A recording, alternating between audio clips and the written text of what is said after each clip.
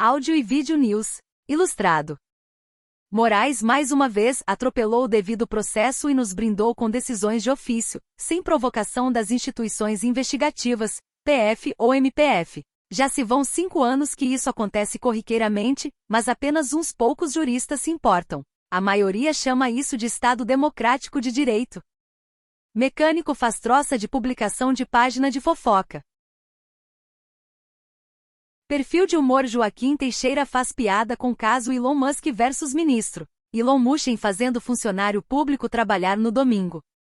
Nesse ritmo, Elon Musk se consagra para ser candidato a presidente do Brasil em 2026. Afinal, Jair Bolsonaro foi tornado inelegível pelo Tribunal Superior Eleitoral. Mas agora, na bronca, o TSE não permitiria uma candidatura do Musk. Virou o X do nosso problema? Esquerdopata desarmamentalha diz: se todo mundo tivesse arma as pessoas iam se matar na rua. Pessoas não trocando socos na rua. O túnel terror pertence ao Hamas ISIS cheio de explosivos e armas encontradas em Siris, do sul de Jenin, na Cisjordânia. As forças de segurança palestinas receberam informações de um terrorista que prenderam sobre um túnel terrorista localizado na cidade de Siris, ao sul de Jenin, na Cisjordânia. Além disso, encontraram um carro cheio de bombas destinado ao ataque. O Hamas e o ISIS planearam um ataque massivo contra as FDI e a autoridade palestiniana enquanto combatiam os terroristas do Hamas em Jenin. O túnel terrorista explodido pelas forças de segurança palestinianas com os explosivos no seu interior para evitar uma guerra interna entre a AP contra o Hamas e o ISIS na Cisjordânia.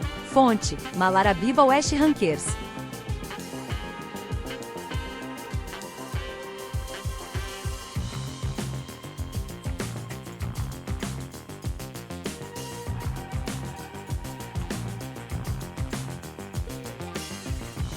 Sobre o acordo entre Israel e Hamas.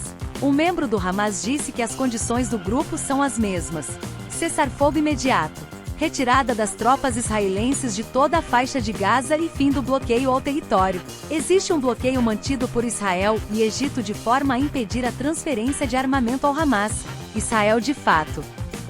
Imagina qualquer cidadão não brasileiro se vendo incluso no inquérito sobre fake news no Brasil. Uma república bananeira entre as mais violentas do mundo, que solta homicida, estuprador e traficante diariamente. 247 foi de full ressentimento. Tudo que eles não aprovam é bolsonarista. O Xandão cala os X satélites estacionam sobre o Brasil e a comunicação é restabelecida melhor que qualquer coisa que a Vivo pode fazer sem controle da Anatel. Vão ter que proibir antenas Starlink e modificar todo equipamento de comunicação moderno fabricado em outros países. Todo mundo já se deparou com algum anúncio do governo federal no X. Considerando que agora, o dono do X foi formalmente incluído como investigado em um inquérito que supostamente apura a disseminação coordenada de informações falsas. Fake news, podemos afirmar que o governo federal investe milhões de reais em uma empresa tida pelo STF como criminosa? Não seria coerente e lógico que a partir da inclusão de Elon Musk nesse inquérito, o STF também determinasse a suspensão de todos os gastos do governo com propaganda no X, seja diretamente ou indiretamente, através de perfis da MYND8, Choquei, etc. Também não seria coerente que todos os ministros do STF apagassem suas contas nessa rede social? A melhor maneira de defender a censura sem levar a pecha de censor ou ditador é usar exemplos de crimes claros e flagrantes como justificativa do porquê você vai calar a boca da pessoa que tem uma opinião política diversa da sua. A lógica é assim: se eu defender a liberdade de expressão ilimitada, vou aceitar que ensinem a construir bomba em público. Por isso, você que critica a eleição será calado. A lógica funciona para outras restrições de liberdades, como a de ir e vir. Se eu aceitar que a liberdade de ir e vir é ilimitada, vou aceitar que um assassino entre no hospital. Por isso, vou proibir você de sair de casa pois disse que o presidente é ladrão. Assim funciona a lógica dos comunistas autoritários e demais ditadores da sociedade que querem usar a força para anular a opinião contrária. Uma sugestão para quem está pensando em usar ou mesmo usando o VPN gratuito. Uma das poucas coisas da vida que eu não economizo de jeito nenhum é segurança. Se a empresa não está te cobrando, é porque as chances são de que produto seja você. Na democracia brasileira é mais fácil tirar o acesso do país inteiro a uma plataforma de mídia do que cortar o acesso de presidiários a celulares. Isso diz muito sobre nosso país.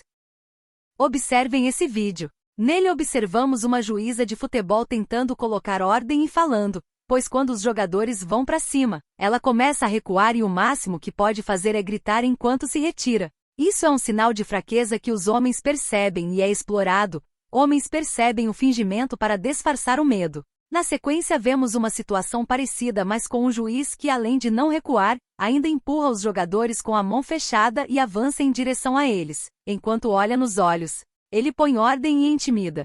A mensagem é clara: aqui você não irá crescer, quem manda sou eu. Quero que vocês percebam, não é apenas gritar, xingar ou empurrar no calor do momento.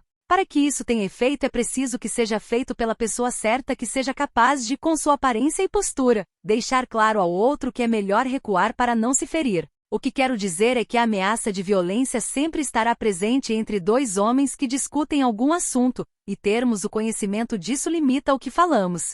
Mas quando estamos diante de alguém que sabemos que não pode de forma alguma nos ferir, estamos diante de alguém que não respeitamos e nos sentimos confortáveis para fazer o que quisermos. Na natureza, touros se observam, esfregam os cascos no chão, exibem seus chifres, e quando um deles reconhece que não tem chances de enfrentar o outro, se retira.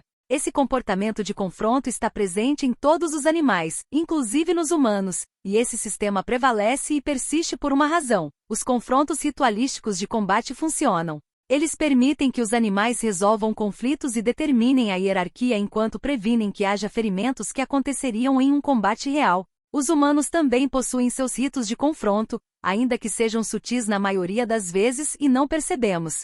Boxeadores entendem bem isso, é a famosa encarada que ocorre antes da luta. Nos desenvolvemos para analisar na distância em que normalmente conversamos se houve mudanças no olhar do outro. Quando somos encarados por muito tempo sentimos como se uma distância física fosse cruzada. Uma que você não gostaria que fosse. É como se o outro desse o primeiro passo para iniciar uma briga. Nos sentimos desconfortáveis com um olhar prolongado, basta perceber que quando conversamos com nossos amigos, tendemos a olhar para outras coisas, ao invés de olharmos nos olhos um do outro. Existem variações, mas em todas as culturas uma encarada é sempre um sinal de raiva, intimidação e desrespeito. How His are Identified in Asses, 1996.